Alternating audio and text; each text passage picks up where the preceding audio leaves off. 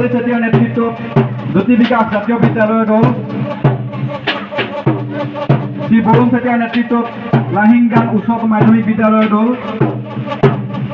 Agarwala higher secondary স্কুলৰ দল আৰু শ্ৰী অৰিত দেৰ নেতৃত্বত মৰিয়নি ৰেলৱে হাইস্কুলৰ দল।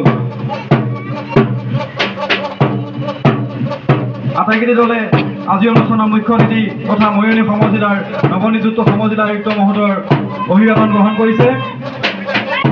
এয়া প্ৰথমটি দল মীনাক্ষী গগৈৰ নেতৃত্বত মৰিয়নি মহাবিদ্যালয়ৰ দল।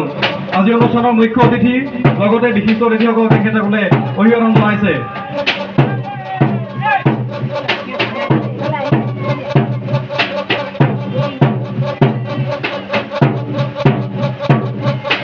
দ্বিতীয়তে শ্ৰীমতী পম্পী বৰাৰ নেতৃত্বত শ্ৰী আবিদ আলীৰ নেতৃত্বত নকছাৰী উচ্চ মাধ্যমিক বিদ্যালয়ৰ NCC দল। এয়া আবিদ আলীৰ নেতৃত্বত নকছাৰী উচ্চ মাধ্যমিক বিদ্যালয়ৰ NCC দল। তেখেতসকলে আজি অনুষ্ঠানৰ মুখ্য অতিথি